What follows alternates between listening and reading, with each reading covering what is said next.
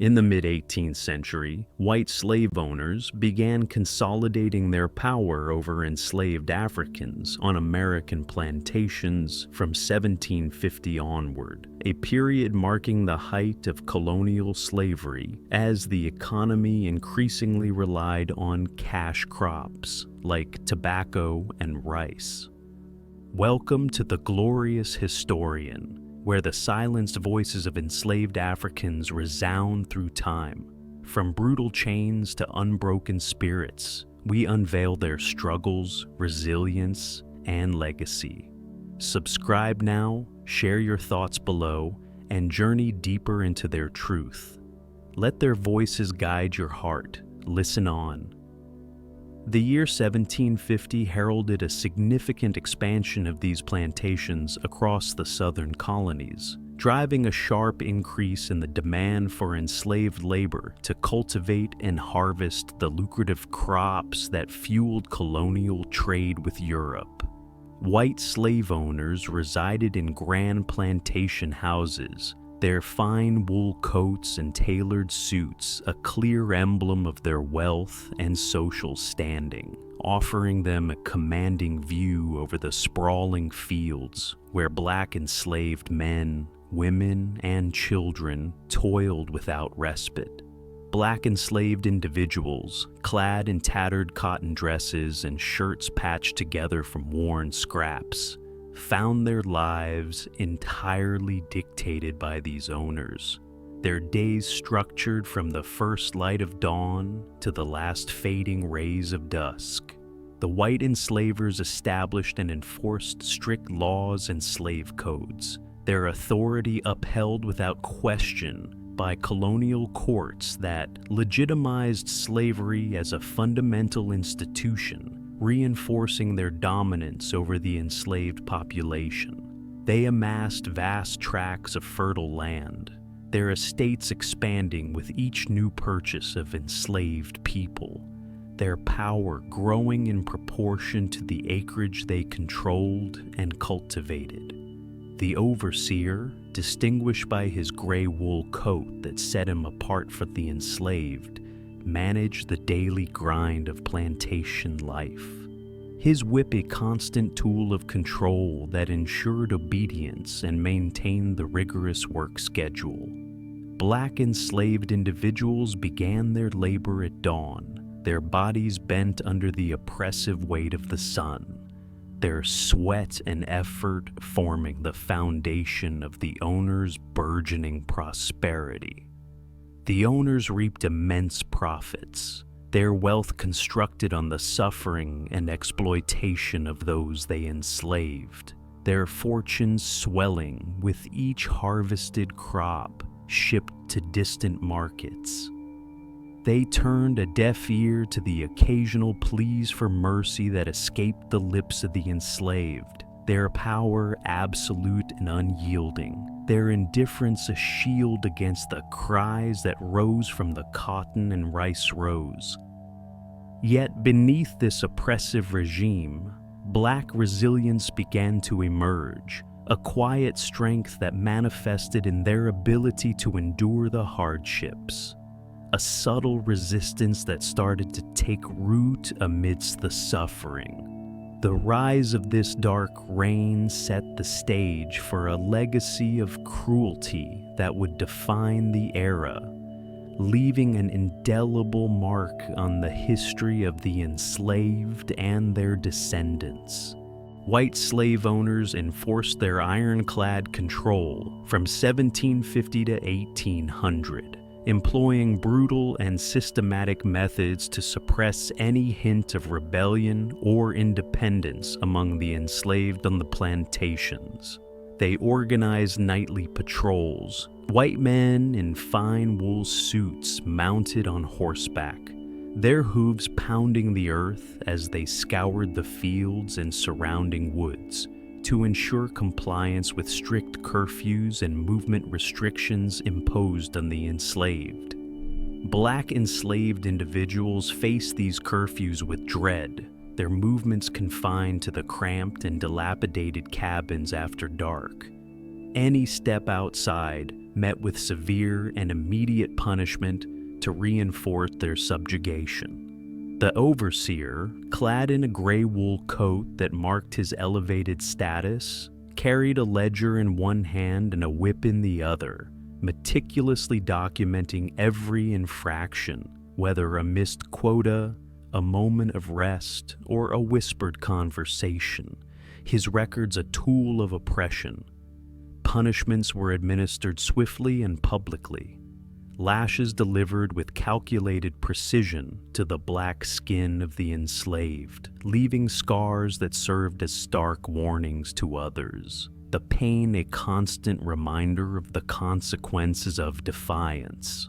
They imposed a ban on all gatherings, fearing the potential for organized resistance or cultural preservation, their rules enforced with relentless vigilance. The sound of approaching footsteps, a signal of impending scrutiny and retribution. Black enslaved men labored under this unceasing watch, their physical strength exploited to the fullest, their bodies pushed to the brink of collapse under the weight of the overseer's demands. The owners hired skilled trackers and deployed trained hounds to pursue escapees, their pursuit relentless and unforgiving, the barking of the dogs a terrifying echo that reverberated through the night. Black women were burdened with the care of white children within the plantation houses, their own black infants neglected and left to the care of the frail elderly, all under the strict and unyielding oversight of the enslavers. The white enslavers extended their control even to the diet of the enslaved, rationing meager portions of coarse cornmeal and occasional salt pork, their power reaching into the most basic aspects of survival. Yet black spirits resisted this suffocating control, their endurance a silent protest against the chains that bound them, a resilience that grew stronger with each imposed restriction and flourished in the shadows. This enforcement of control defined their dark reign, a system meticulously built on fear and maintained through a network of terror. The economic drive propelled white slave owners' cruelty from 1750 to 1800, their wealth intricately woven into the relentless labor extracted from enslaved Africans on the plantations. The booming markets for tobacco, rice, and the emerging cotton trade demanded ever higher yields, placing immense pressure on owners to maximize output, their profits directly tied to the sweat and suffering of black hands.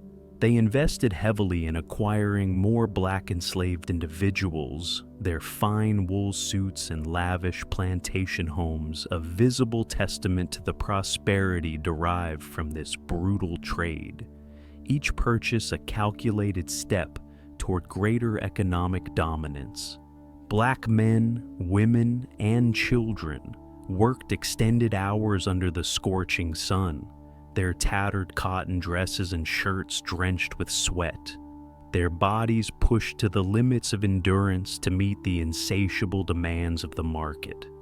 The overseer, dressed in a gray wool coat, enforced these demanding quotas with an iron hand, his whip a constant presence to ensure speed and efficiency, the sharp cracks punctuating the air like a relentless drumbeat.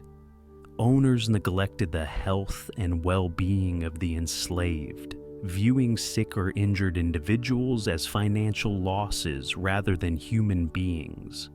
Their care reduced to the bare minimum, water and rest denied until productivity was threatened. They engaged in the systematic practice of breeding enslaved people, treating black women as livestock to increase their stock, their humanity disregarded in the pursuit of economic gain, the auctions a cold marketplace of flesh and blood.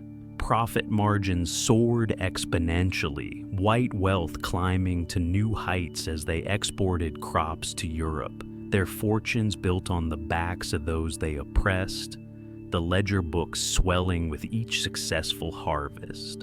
Black resilience shone through this economic cruelty, their labor sustaining the colonial economy despite the inhumane conditions, their strength a quiet testament to their survival and a subtle act of defiance. This cruelty was fundamentally economic, a calculated exploitation that underpinned the dark reign of the slave owners and drove the expansion of their power. Legal backing fortified white slave owners' oppression from 1750 to 1800, codifying their power and embedding slavery as a cornerstone of colonial society with unassailable authority. Colonial laws explicitly defined black enslaved individuals as property, stripping them of all human rights and reducing them to mere assets in the eyes of the law, a status upheld and reinforced by judicial rulings across the colonies. White men in fine wool suits representing the planter elite drafted and enforced slave codes that banned education, marriage, and any form of assembly among the enslaved, their intent to maintain ignorance and isolation clear and deliberate. The overseer, clad in a gray wool coat that distinguished his role, served as the enforcer of these laws, his every action backed by the weight of legislation, his whip a legal instrument of control. Black families were routinely torn apart, their sales upheld by courts without regard for their emotional or familial bonds. The auction block, a legally sanctioned marketplace where human ties were severed with cold efficiency. Punishments were legislated with chilling precision, lashes, branding, and even mutilation sanctioned for various offenses, leaving permanent marks on black skin as a deterrent to others and a public display of power. The white enslavers lobbied tirelessly for stricter regulations, their influence penetrating colonial assemblies and shaping laws that protected their economic interests, their voices a dominant force in the legislative process. Black resistance was criminalized with severity, escape attempts met with death or severe maiming, the law turning any act of rebellion into a capital offense punishable by the harshest measures. Yet black endurance persisted, their spirit unbroken despite the legal chains that bound them, their resilience a quiet defiance that flourished beneath the surface. This legal framework entrenched their dark reign, a system of institutionalized injustice that provided the foundation for their unchecked power and left a lasting scar on history. Psychological domination characterized white slave owners' reign from 1750 to 1800, a calculated strategy to break the spirits of black enslaved individuals and maintain their subjugation on the plantations. They wielded fear as a weapon, threats of sale to distant plantations or death looming over every black man, woman, and child. The uncertainty a constant torment that gnawed at their minds. White men in fine wool coats demeaned them with cruel words, labeling them less than human, their language designed to erode any sense of self-worth. The insults a daily assault that sought to diminish their identity. The overseer, in a gray wool coat, humiliated workers with public taunts and degradations, his voice cutting deep into their psyche, his presence a source of shame and unrelenting dread that lingered in their thoughts. Black men labored under this constant scrutiny, their dignity stripped away layer by layer, their efforts reduced to mere obedience in the eyes of their oppressors. their pride a casualty of this psychological warfare. Black women faced sexual assaults, their trauma silenced by the threat of further violence, their pain hidden beneath a facade of submission, a wound that festered unseen and unacknowledged. The owners controlled their names, stripping away African identities and imposing new ones, a deliberate act to erase their cultural heritage. The loss, a deep psychological blow that severed their connection to the past. Black children grew up in a world steeped in terror, their innocence lost early. Their young minds shaped by the fear instilled by the white enslaver's reign, their childhood a casualty of this domination. Yet Black resilience grew from this psychological oppression, their inner strength a quiet rebellion that sustained them through the darkness, a spirit that refused to be fully crushed despite the relentless assault. This psychological domination sought to destroy their will, but their endurance prevailed, a testament to their unyielding human spirit. Overseers played a pivotal role in white slave owners' reign from 1750 to 1800, their cruelty serving as the direct arm of plantation control and enforcement. White men in gray wool coats managed the fields with meticulous oversight, reporting to owners with detailed accounts of productivity and infractions, their power delegated to enforce the enslaver's will with unyielding authority. They wielded whips with practiced ease, lashes falling on Black enslaved individuals for any lapse, dropped cotton, a moment's rest, or a whispered word, scars marking the skin as proof of their dominance and a warning to others. Black men toiled under their unyielding gaze, their physical strength tested daily, their bodies pushed to the brink of exhaustion by the overseers' relentless demands for increased output. The overseers established brutal schedules, work beginning before the first light of dawn and ending long after dusk, the hours stretching into a relentless cycle that allowed no respite. They punished harshly, employing chains and stocks for prolonged periods. The confinement a public spectacle meant to deter others. The clank of metal, a sound of despair that echoed across the fields. Black women faced their scrutiny in both the fields and the plantation houses, their labor in harvesting crops or serving white families monitored with cold precision, their every move judged, their resilience tested under this constant pressure. The overseers collaborated closely with owners, suggesting harsher measures to maintain control, their role expanding with each act of cruelty they deemed necessary to meet quotas. They patrolled the plantations at night, their lanterns casting long, ominous shadows, ensuring no escape or secret gathering took place, their vigilance unceasing and their presence a constant threat. Yet Black endurance persisted, their quiet strength a counter to the overseer's reign, a resistance born of survival that flourished despite the odds, a silent defiance that sustained them. The exploitation of family structures defined white slave owners' reign from 1750 to 1800, a deliberate tactic designed to weaken the Black enslaved communities and maintain their dependence. They separated families at will, auctions tearing Black mothers from their children without hesitation.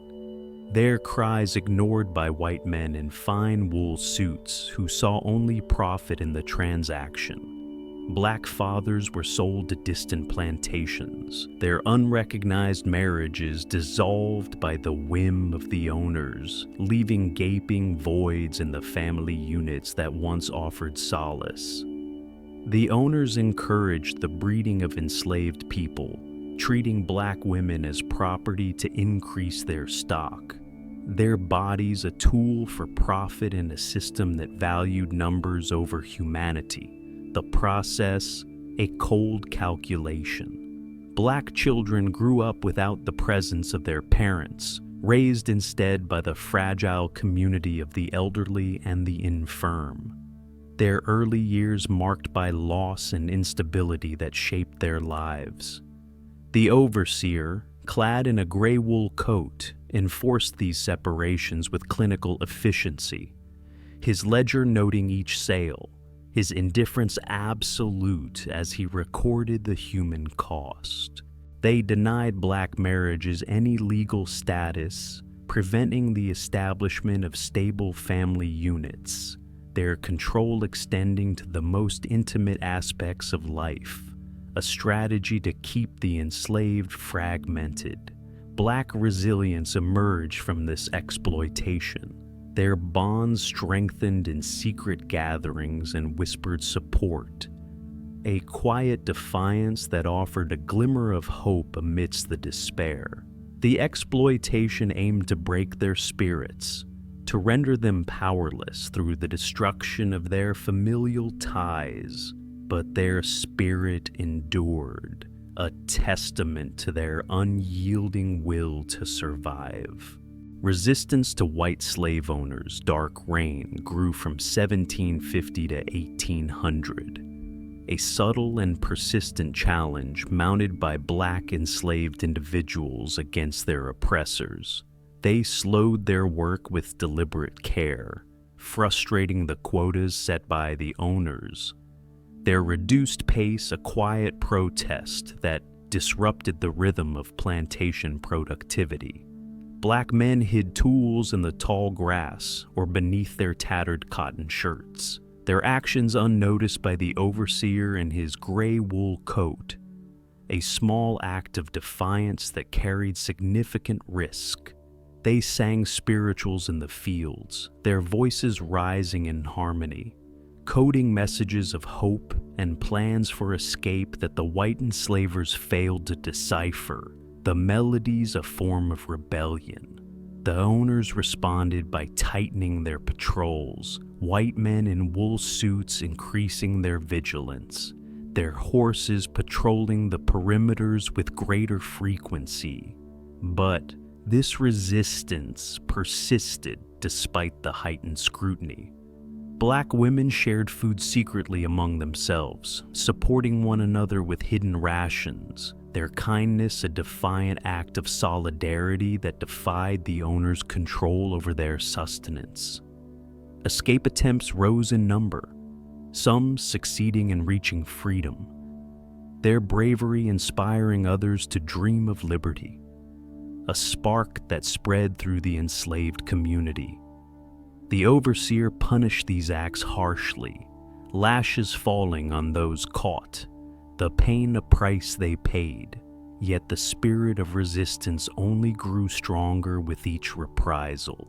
They preserved their culture through whispered stories and songs, passing down a legacy of strength in the shadows, a heritage that the white enslavers sought to erase.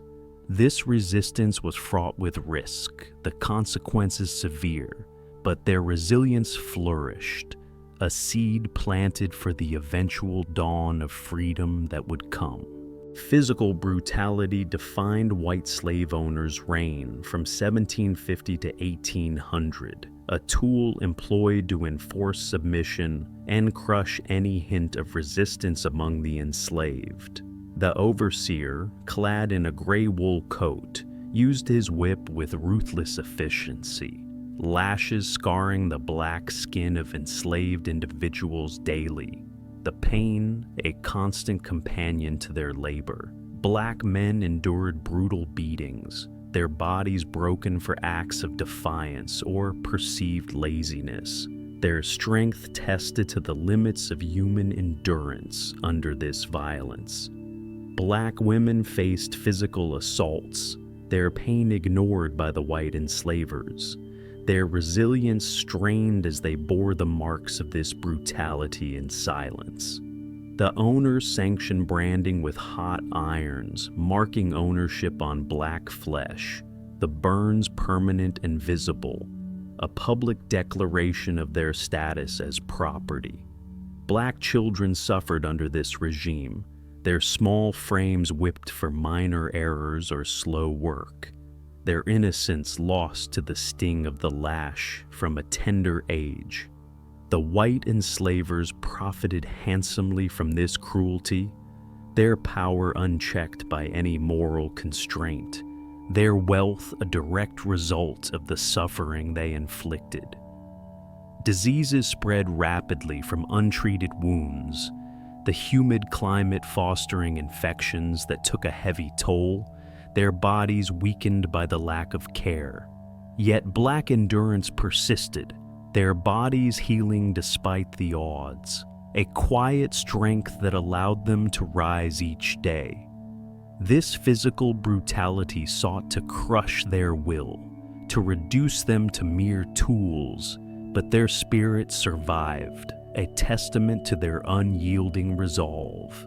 The economic collapse of the late 18th century impacted white slave owners' reign from 1750 to 1800, introducing cracks in their once unassailable control over the plantations.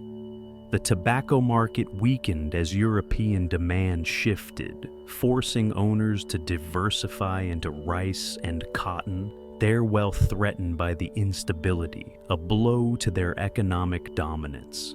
They responded by selling off black enslaved individuals, auctions increasing in frequency, families torn apart as the owners sought to offset their financial losses, the block a scene of despair. The overseer, in a gray wool coat, pushed the remaining enslaved harder, quotas unchanged despite the decline, his whip a constant reminder of the pressure to maintain productivity. Black men labored under this intensified pressure, their bodies strained to the breaking point, their resilience tested by the relentless demands. Black women faced doubled workloads, their tasks in the fields and homes multiplied, their strength enduring despite the exhaustion that weighed on them. The owners faced mounting debt, their fine wool suits a fading symbol of their former glory, their power waning as their fortunes dwindled. Black spirits rose with this shift, their hope growing as they witnessed the owners' struggles, a glimmer of possibility emerging from the chaos. The economic collapse weakened the reign, creating a crack in their dominance that offered a faint promise of change, a moment where their control began to falter. The legacy of white slave owners' dark reign from 1750 to 1800 stands as a profound testament to the resilience of black enslaved individuals, shaping the course of history with its enduring impact. They survived the brutal control imposed upon them, their spirits unbroken despite the relentless cruelty that sought to destroy them, their will a fortress against despair. They forged hope through their labor, their strength a legacy carved from the fields, each day of toil a step toward endurance, a quiet act of defiance against their oppressors. They preserved their rich culture, their songs and stories a precious gift passed down to their descendants, a heritage that refused to be erased by the whips and chains of the dark reign. They built a strong community, their bonds a foundation of support that sustained them through the darkest times, a network of care that offered solace amidst the suffering. They resisted subtly their actions, hidden tools, slowed work, sparking the flame of future freedom movements, a rebellion born of necessity that would grow over time. They endured the pain of separation, their love for one another persistent despite the auction block's cruel hand, their hearts a testament to human connection that transcended bondage. Their legacy inspired the abolitionist movements that followed, their courage a beacon that guided the path toward emancipation, a light that refused to be dimmed by the darkness of their enslavement. They enriched the cultural fabric of the nation, their influence woven into the tapestry of American history through their music, their oral traditions, and their unyielding spirit. Their descendants carry this spirit forward, a living symbol of endurance and resilience, a legacy that thrives in every act of resistance and justice today. They stand as unsung heroes, their struggle a vital chapter in the narrative of human resilience, a story that demands to be told and remembered. Their voices echo through the ages, a legacy of enduring strength that continues to inspire, a reminder of the power of the human spirit to prevail against the darkest of reigns.